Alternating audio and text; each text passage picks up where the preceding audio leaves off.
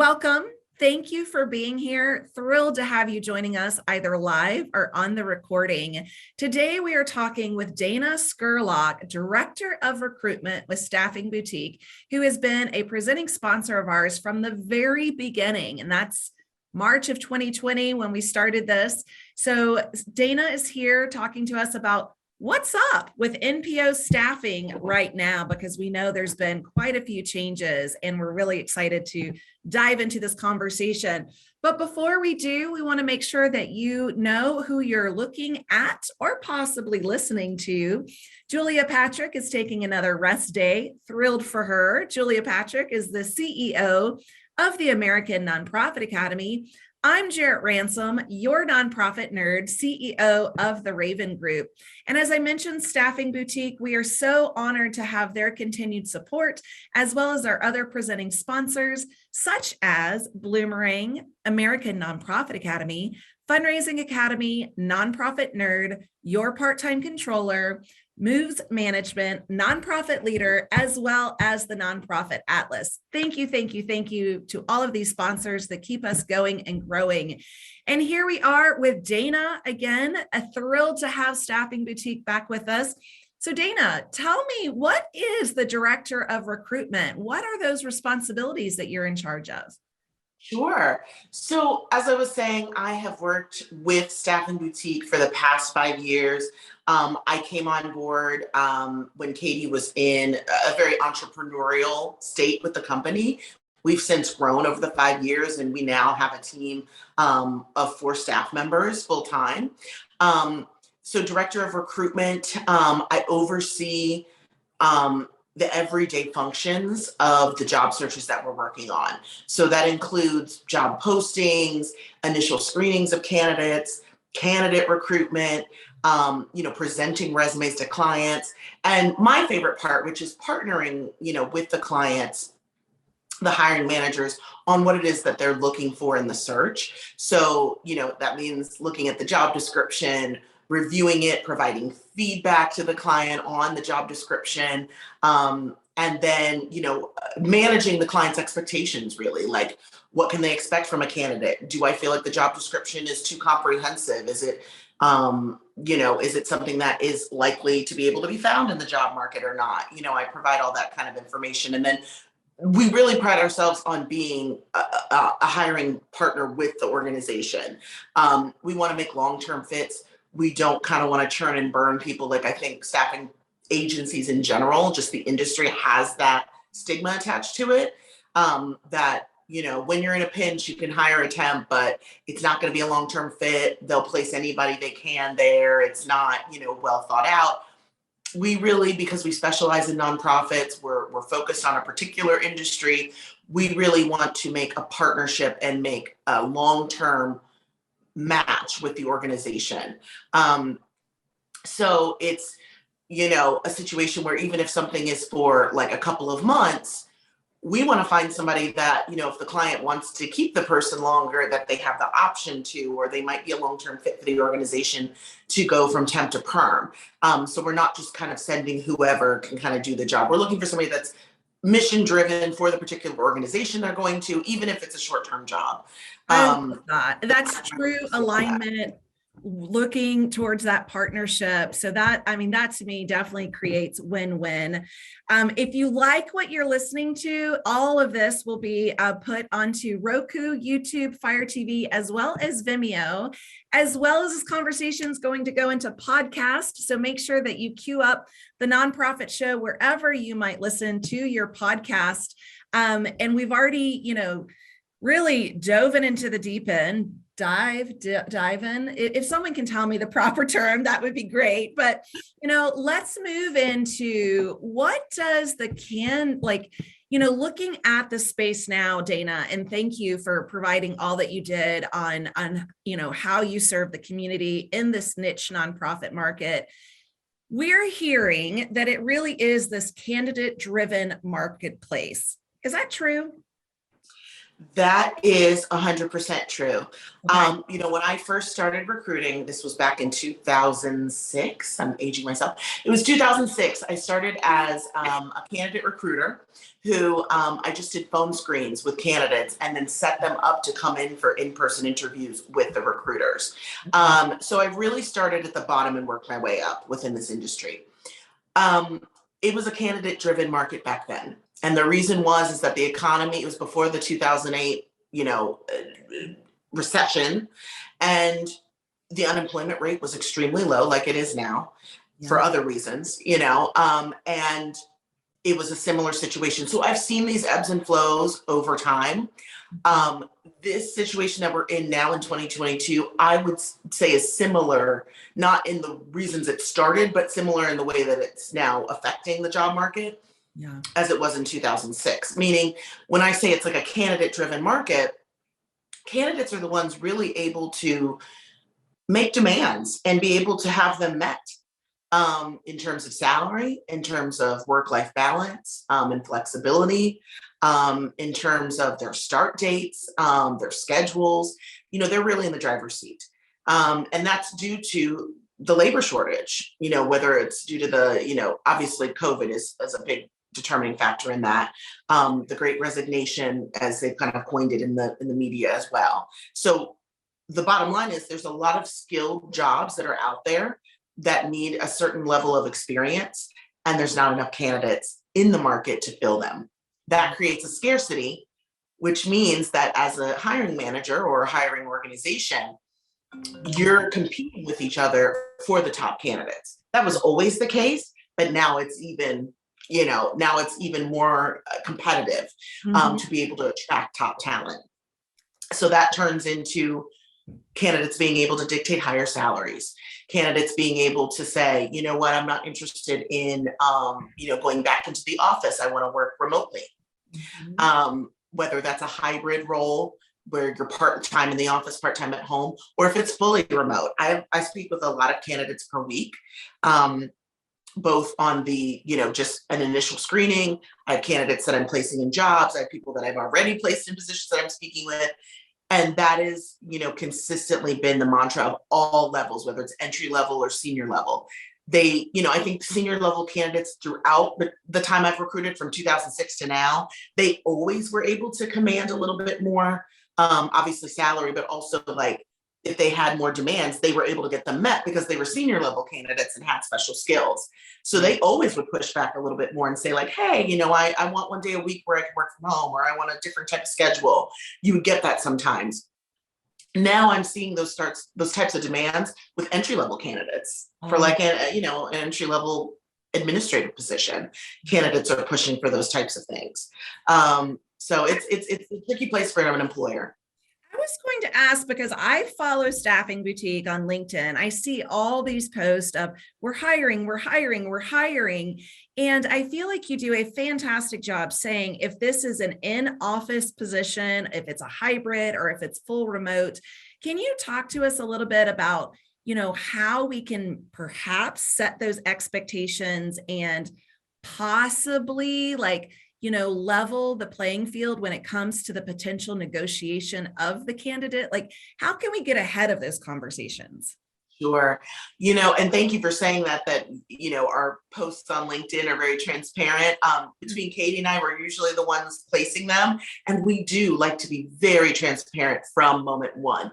Is this job temporary? Is it temp to perm? Is it direct hire? Is it at home? Is it hybrid? We put everything in the postings that we send out. Inevitably, however, we will speak with candidates who have read that information and either have not read it carefully.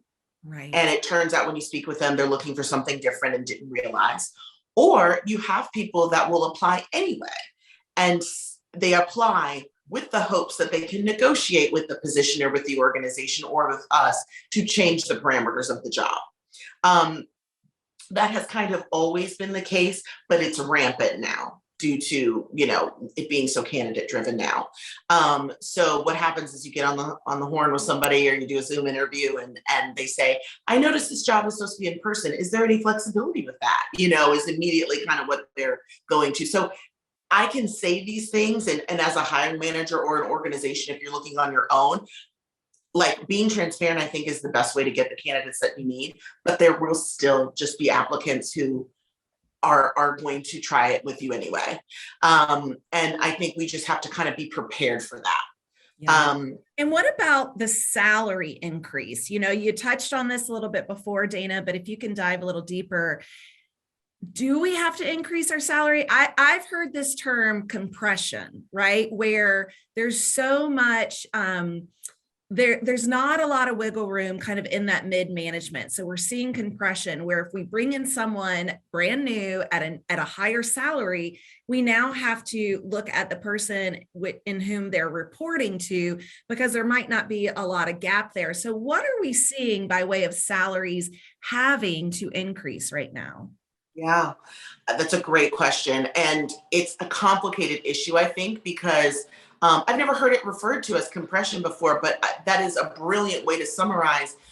You're trying to attract top talent, especially at the mid-level. And so you're increasing your salaries and your postings, but then the person that's overseeing them, or maybe somebody lateral, is suddenly getting paid less.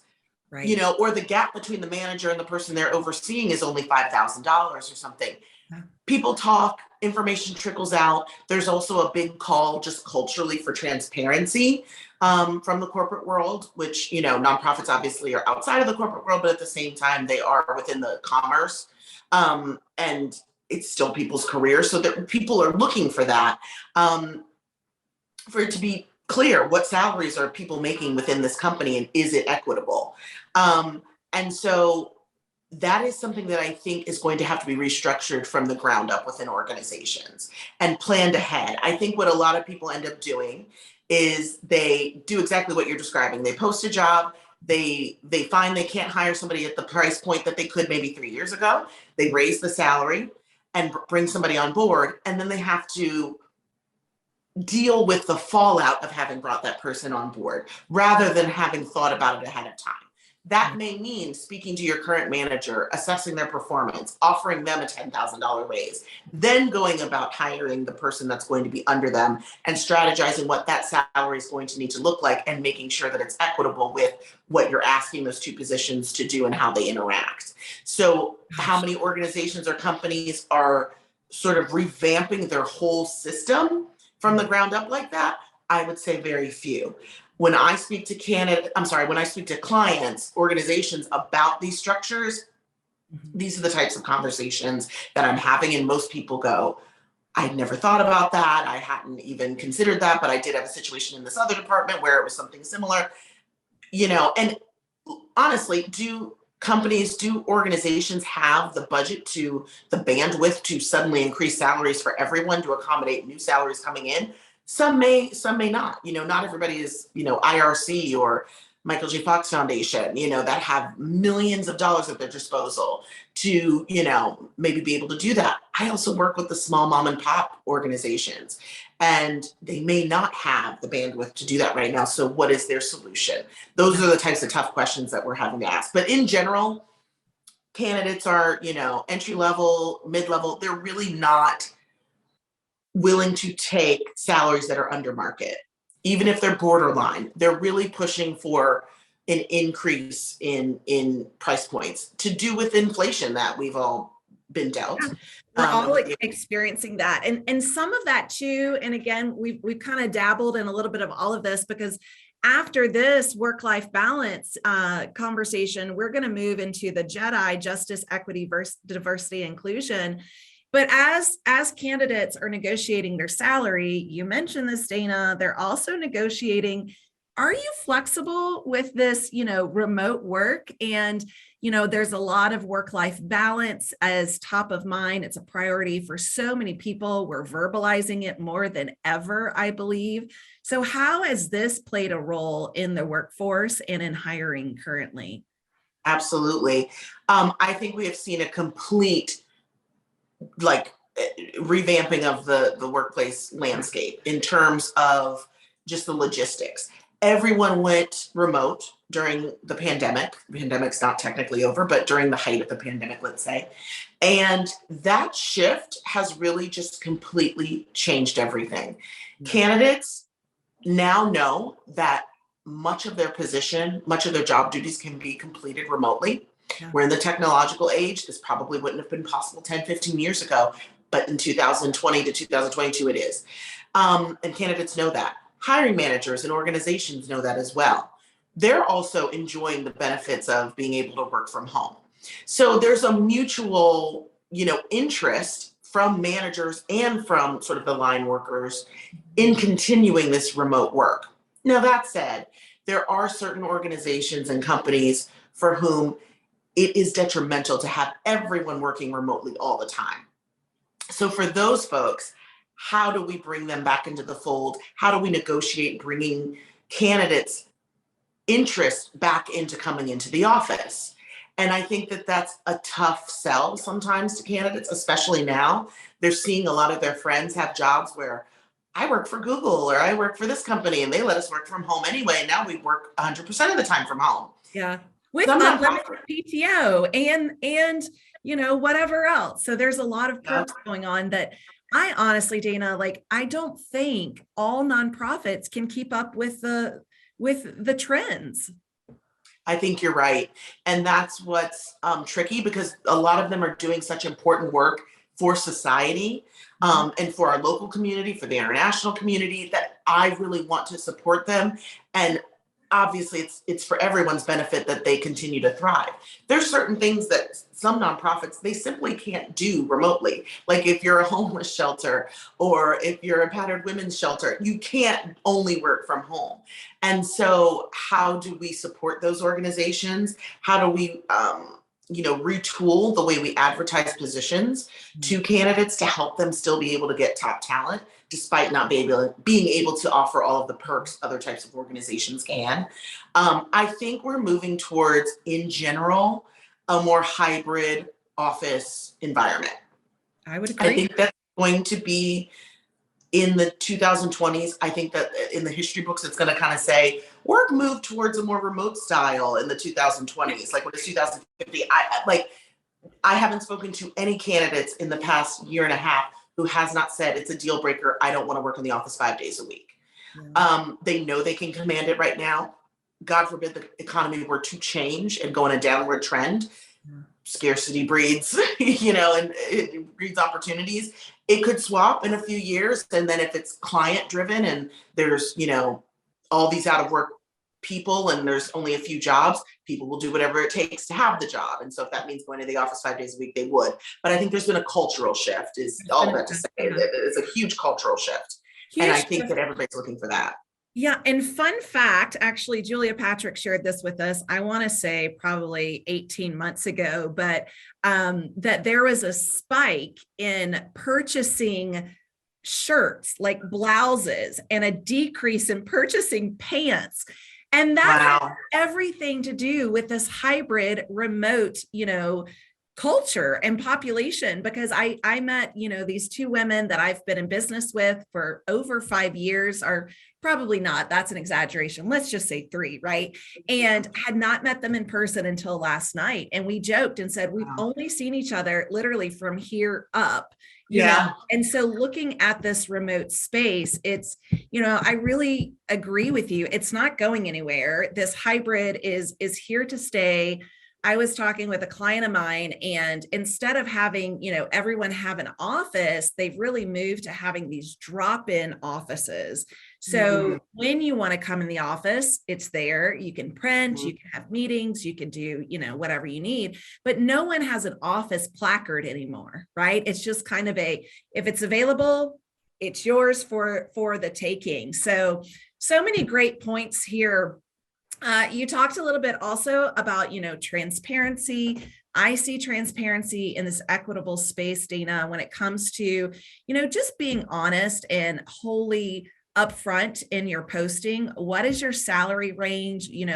All of this. So how are organizations moving through their commitment to DEI, diversity, equity, inclusion? I like to say JEDI because one, that's just, a lot more fun to say JEDI, but that includes the justice piece, as well as other values. What are you seeing your clients, serving by way of this commitment?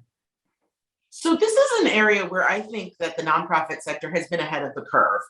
Okay. I've always spoken with organizations who are concerned with equity. Obviously, it makes sense. Their missions are usually, are usually about an issue of equity. So I have always heard more from nonprofits about these issues when I did hear them. Like often people would call us, even back in 2006, and say, hey, we would love to make sure that the slate of candidates that you send us are racially diverse. You know, we have an underrepresentation of X group in our organization. If you could find somebody that fits this particular demographic, it would be great. I've heard of that more than certainly my colleagues in other agencies I've worked at who were working with corporate clients. They would never mention what, they wouldn't say it couldn't be a certain group, but they would never be worried about diversifying. Sure. That said, there's been, again, a cultural shift where, the public is demanding more transparency and equity from all facets of society, starting with the corporate world, and certainly in your work environment where you're spending 40 to 50 hours a week. And so organizations who have not thought about this at all are starting to have to think about it. Organizations who have done the bare minimum of saying, hey, we notice that this group is underrepresented. Can we try and find somebody that is in that demographic? That to me is sort of like the baseline of what you should be looking at. Like at least you're noticing those things. But to really be fully equitable, you really have to like dismantle the issues within your organization from the ground up. So if you don't have a certain group of people represented in your leadership team, rather than just trying to find somebody that can, fill that hole, it's also a question of like, have you evaluated your organization and determined why that has been? What hiring practices have you had in place that have prevented that from happening?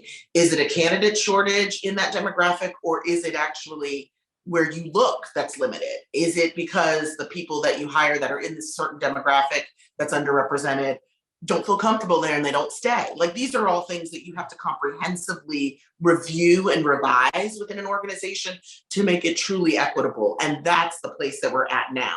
So whether some nonprofits were ahead of the curve, in the past, is great. But at the same time, we have a lot of very well educated, very smart, culturally savvy candidates out there that are very passionate about racial diversity, about social justice, and they are looking for organizations that mirror those values. And so the way you can really start being able to mirror those values is with transparency with the job and with a job search process, for the candidate that treats them with dignity, that values their humanity, values their time, making sure that you are getting back to people, making sure that the salary ranges are transparent from the get-go, making sure that, and I'm sorry to interrupt, like no. how much this diversity, equity, inclusion, and you use the word dismantle, which is a strong word, and I love the power behind it. We're also having to dismantle our compensation structure.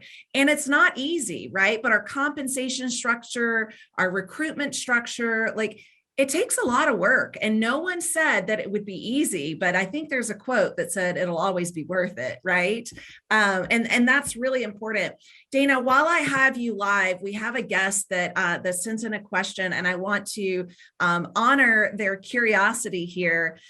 So they write in and they ask, our salaries are competitive, our benefits are generous, and we offer a lot of flexibility regarding home office worksite options.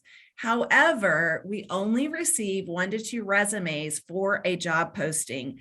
How can we entice people to apply? Great question. So it's a really interesting question. I would say number one, question where you're posting it. Is it a website or a source? And without knowing what the source is, it's hard for me to speculate, but is that a source that's going to attract the types of candidates that you're looking for? So if you're looking for something very specialized in nonprofit and you're posting on like monster.com, right, you may not be finding the right candidates because people look at it and say, oh, I'm not at all in that field, and pass it by. I think also sometimes some of the most attractive features of a job can be buried in a job description. Like if you tag it on in the 3rd paragraph and it's sort of towards the bottom, candidates aren't going to be able to read the nitty gritty of every job that they, pass by on a job board. So maybe putting it in the top, like job title, work from home options, generous benefits package in the title of the job.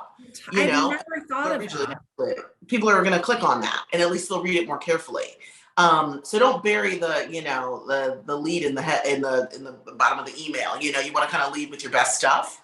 Also, networking personally, as in person, I think is the best way to job search as a candidate, and it also really helps with organizations that are trying to diversify. And I don't mean diversify racially or gender wise, but just diversify who they're able to get into their organization and for people to find out about them. Going in person to events like Women in Development. We're always at their events at the end of the year, Women of Achievement, Luncheon. We do fundraising day every year, which is in person for Association of Fundraising Professionals. Those are the types of things that you should be attending, because what ends up happening is you get your name out there, people remember who you are, you get your information out there. And I've known so many people that from these events end up getting a job, or they're able to hire somebody for a position by going to these in-person events. The other option is to call me if you're having trouble finding someone. You can reach out to Staffing Boutique. Nice plug, Dana. That was perfect. I like that, because that's what our specialty is. Because I do understand, as a hiring manager, you've got your 9-to-5 job that you're doing for the organization. To hire somebody on top of that is a whole other 40-hour-a-week job, and most people do not have the time to really dig in and post enough ads and revamp the ads and go through all the resumes and things like that. Like, you have your own job to do. So that's where we come in. You give us the job description. We have a database of tens of thousands of candidates that are all nonprofit specific. We go to the networking events. We have a network of people that are referred to us. Every day we've got people that are placed on jobs or have been placed that are recommending people to us. And we've just been in the industry for a long time. That's where a staffing agency can be very useful. So there's my contact information if you'd like to. Right on cue. I could talk to you for hours, Dana, and I would love to. I hope that you will come back. I know that Staffing Boutique I'd love to. a wonderful presenting sponsors of ours and has really been involved with us, like we said, from the very beginning. Katie was so gracious. I love what you're doing. We had never met her, all through the power of networking online. And so that has really developed our relationship. So dana-scurlock, thank you and bless you for all that you do, because I know it takes a lot. So grateful to have you in our sector. So grateful to have you with Staffing Boutique. Again, these times wrap up so quickly. It's only a 30-minute episode, but you can find all of these episodes online. Thanks to Julia Patrick for thinking this would be a 2-week kind of endeavor. And here we are into our 3rd year. Honored to be here. Hey, I have some exciting news.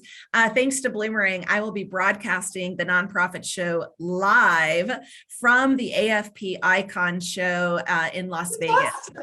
Thank you. I'm super excited. So if any of you watching, listening are going to be in Sin City, May 2nd through the 4th, call me. Let's get in touch. Let's have a coffee or a cocktail. I would love to see any and all of you. And again, thank you, Staffing Boutique, for being one of our amazing presenting sponsors right beside Bloomerang, American Nonprofit Academy, Fundraising Academy, Nonprofit Nerd, Your Part-Time Controller, Moves Management, Nonprofit Thought Leader, as well as the Nonprofit Atlas.